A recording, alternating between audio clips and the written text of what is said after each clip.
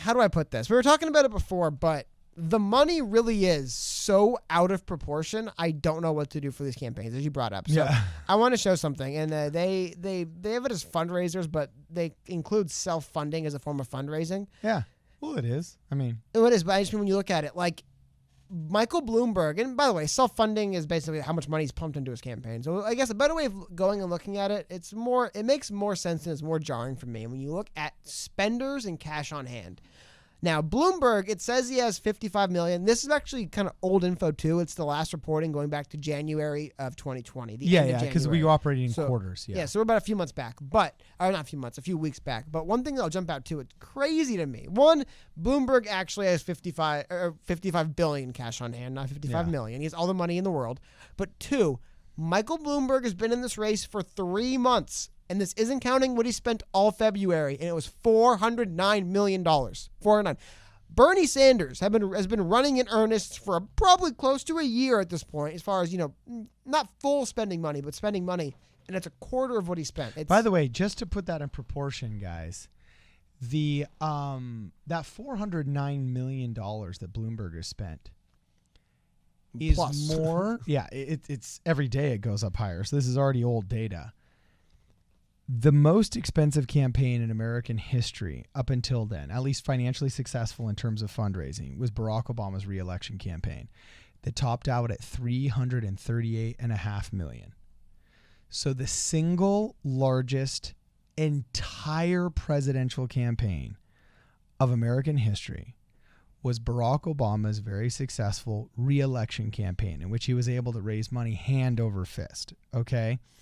Michael Bloomberg, in just his own personal money, has single-handedly already surpassed that, and we haven't reached the general election yet. We haven't even finished the primaries. At this rate, Cody, he's on track to do what, $1 billion? Oh, yeah. Well, not only that. $1 billion election? Not even on track. What's interesting if he keeps spending money at this rate, I mean, he'll be at like $1.2 billion. Yeah. $1.3 billion by the time the election's over. As we kind of brought up earlier, this idea that if Tom Steyer, for example, doesn't perform great fundraising-wise, he has the money. Like, Michael Bloomberg can get hammered in the polls, be bad, and just say, you know what, I'm going to reach in my back pocket and grab $355 million and spend it this weekend. Like, no other candidate has just, like I said, they show cash on hand right here. I'll see if I can make it bigger. It's a little bit hard to see. But this is the candidates' cash on hand. So this was old data from a month ago, but still an idea of how much money these candidates realistically can actually work with. And a lot of this is gone because they've been doing multiple primaries. But I do believe the thing that remains is the kind of distribution. Yes, The most is in Steyer-Sanders' hands. And the drop-off is crazy. Like, it's, as we were saying before in the debate, why you need to perform well and make money. How do you campaign in more than 3 times the amount of states you've campaigned all year in the next week and a half going into, or the next 7 days to Super Tuesday? Yeah. Obviously, you've tried to make stops there before then, but still, in earnest, okay, it's the next vote. What are you going to do? TV buying, it's the last few days. And, like, who's going to have money for it? No one's going to be able to afford it, and Bloomberg is going to be able to, not only amongst other things, when you go to campaign in these 13 states and you want to open field offices or whatever, or just temporary pay canvassers, temporary anything, well, Bloomberg is also paying people in those states. He has been for months, and he pays 5 times what you pay. So even when you do have the money to spend, there's no one to give it to. People are like, well, Bloomberg's paying me more. I am not working for you. And it's really been a headache all across the board. It's going to be a funny way, like, what happens when a campaign has no organic support, but they have all the money and they can use it and leverage it correctly, right? Like, what does that look like? Well, we know exactly what it looks like because we're living it. You know what I'm saying? We know exactly what it looks like. And actually, we kind of don't. I don't think, like, we'll never know for a long time who actually did the vandalism of the Mike Bloomberg offices. So we don't know if it looks like somebody pulling a bunch of Jussie Smolletts trying to, like, you know, get that cool street cred of being an intersectional victim. You know what I'm saying? Because that's how you get in with the Dems now. We don't know.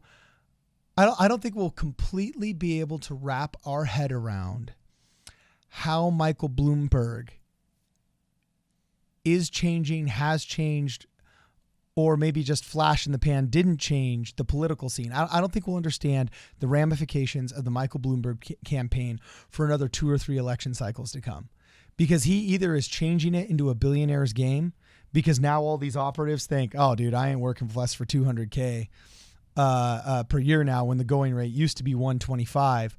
Oh, and by the way, I'll totally grift for somebody if they got billions. I mean, there's a lot of billionaires in America that saw Donald Trump as, I mean, there's a lot of celebrities that saw Donald Trump as a precedent, and then a lot of wealthy people that saw Donald Trump as a precedent. And Donald Trump's success in winning the election is really what made it so Bloomberg thought that he could run. I guarantee you. Well, how about this? And so how many other billionaires think they could jump in? Like you can't name more than maybe 3 billionaires in American society. These people are kind of stealth wealth. Name billionaires. Well, okay, here's the thing. You ready? Okay. Though? Vince McMahon, Stan Kroenke. He's not a billionaire. Yeah, he is. Vince McMahon's not a billionaire. Yeah, he is. Stan Kroenke is like worth like $1-2 billion. Tom Steyer, Michael Bloomberg, he has 4. Okay, so what's keeping Vince McMahon from running? Mitt Romney's a billionaire. Linda's tried a couple times, didn't work. His wife, and he's thought about it. Trust me, Vince McMahon has thought about running for president. I think Hulk Hogan ran for president once. He's not a billionaire, but he's thought about it. And Stan there's Kroenke, a lot I of think, these just billionaires. Likes, well, also some of these guys like their jobs. I think he's backing away. I think for a long time, Vince McMahon just liked being a wrestling guy. You know, I mean, now I'm nervous. I'm going to fact check. I know it's positive Vince McMahon's a billionaire. Like, there isn't that many, but he is one. Because, they had the battle of the billionaires between him and Trump, battle of the billionaires between him and what's his name? Stan Kroenke. There's billionaires in this country, but here. It says he's the 691st most wealthy person in did it say America or the world? I'll pull it up again.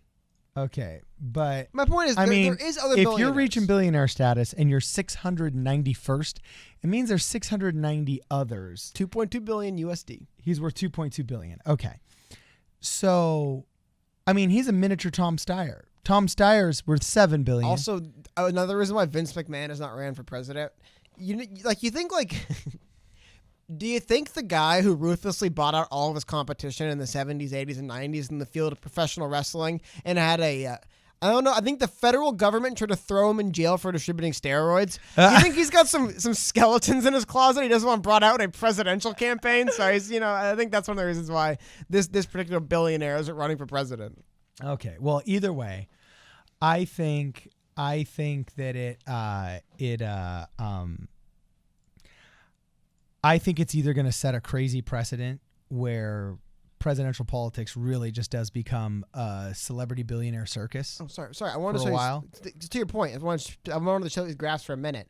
Okay, for people who are more data driven, just to get an idea of what it looks like when a billionaire shows up and pumps money into his campaign versus how campaigns generally raise money. Check these graphs out, dude. Look at that. That is insane. That is what it looks like when you're a billionaire who just pumps money into your own campaign versus when you're organically fundraising money. See, a lot of guys are kind of like, just over time, you gain more money because you get donations and they organically increase. Or in the case of Trump, it looks like they kind of peaked and plateaued. And you look at Bloomberg and Steyer, and Bloomberg is almost a straight line up. It's like breaking the graph. And Tom Steyer would have been ridiculous, but it's like modest compared to Bloomberg's almost straight line directly up into the sky because it's just like.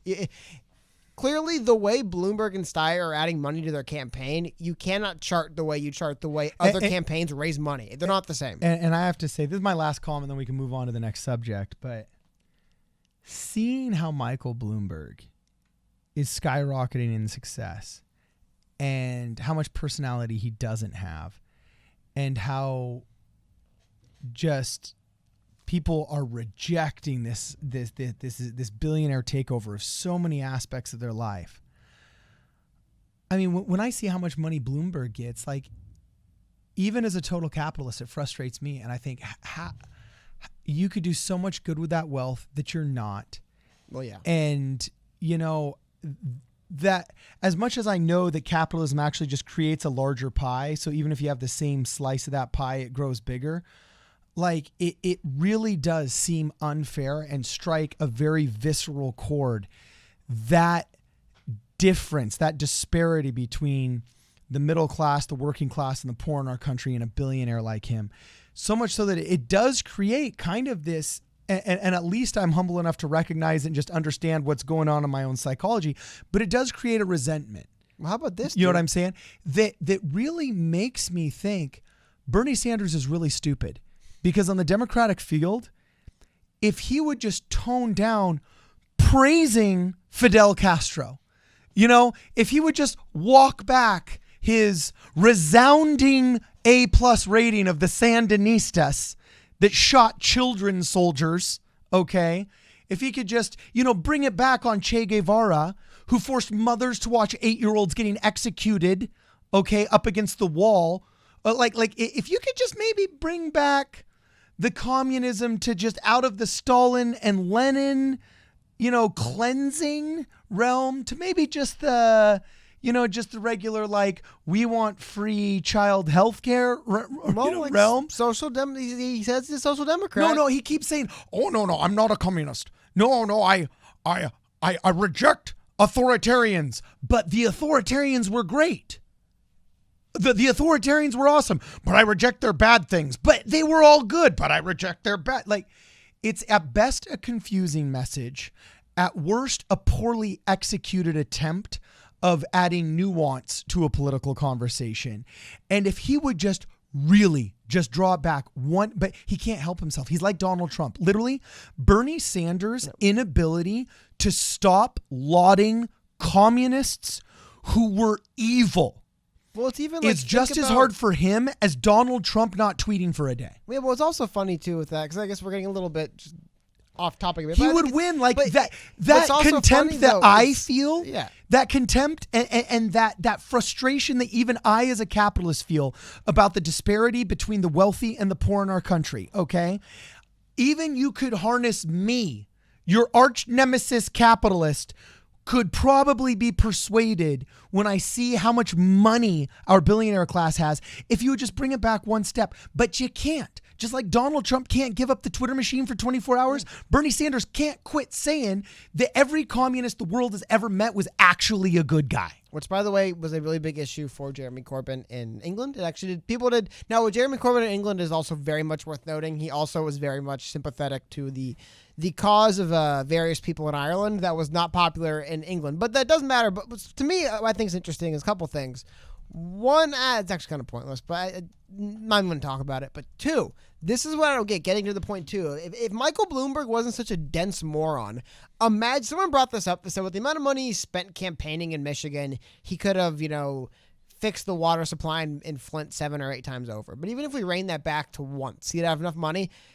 Dude, is there a better campaign? Is there a better way to win the votes of Michigan voters than using your billions to address? That's what drives me crazy. Dude, he could have bought his own water processing plant. What I'm saying is, what's a better way to win over Michigan? I think it's in Minnesota. What's a better way to win over Michigan voters?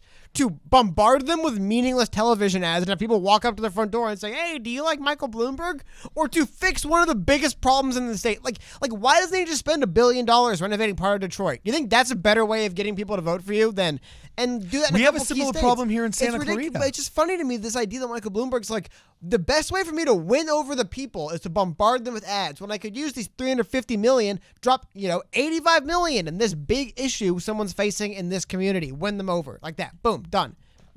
Are they really going to say, oh, well, this Michael Bloomberg guy just came out of nowhere and used his billions to fix our water issue. It's been a big thing for months. But, man, I'm not going to vote for him. Maybe, but I don't think it's still a PR win for you moving forward anyway. And two, it's not like they don't have clean water now. It's you did a good thing. People like you, and maybe we'll run again. It's funny to me, the idea that spending the money on TV ads and staff and to have people claiming that, to have people writing dumb emails and stuff, that's where the money goes instead of just actually addressing problems. Imagine running as a problem solver, saying, I literally, as a candidate, cleaned up the water in Flint, Michigan. No, but look at this. Cody, I'm taking what you're saying to the next level.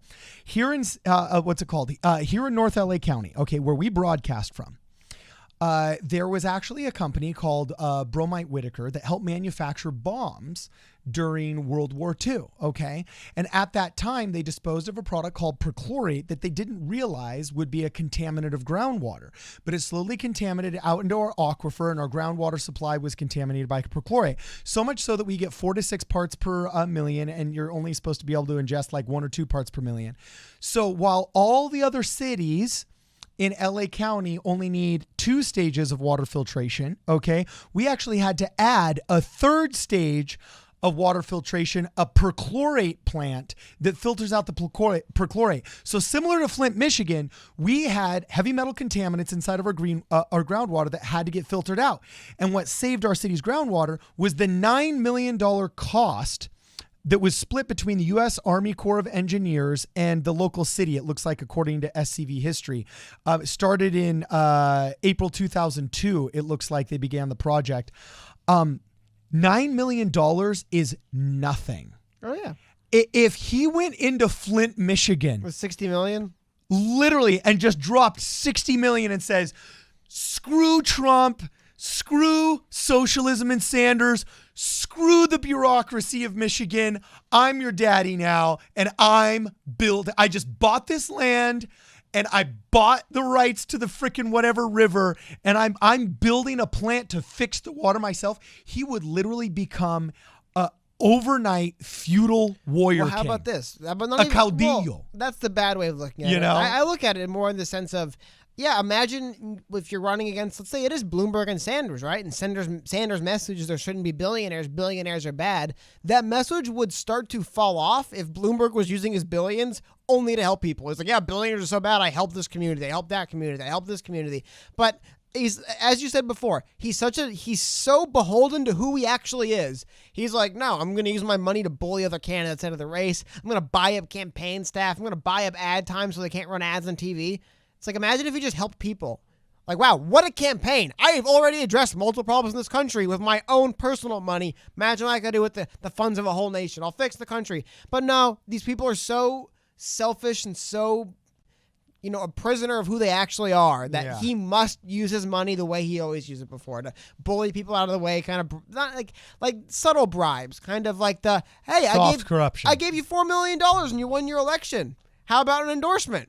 Yeah. Oh, hey, local newspaper that just got an infusion of $1 million. Yeah. Well, yeah. Oh, hey, the mayor of the city that I bailed out with $10 million. Wow, who are you endorsing? It's how he does it, but just if he just helped people, he'd win their votes, and it's hilarious to see. I mean, Tom Steyer could do it. Tom Steyer could do it right now. He's a big environmental guy. Mm-hmm. I get he's less rich, and it's hard to make, all of it liquid, and I get that the money probably is more. There's probably some barriers, but you get my point. The idea of instead of using your money to prove you are willing to solve these problems, even if you have to put your money where your mouth is, so to speak, I feel like that would go miles in an election where everyone else is basically doing nothing. Like, no one's doing anything else, and there's no other, I don't want to say gimmick, but dramatic things. Bernie's promising what he's basically almost promised. That's kind of the same.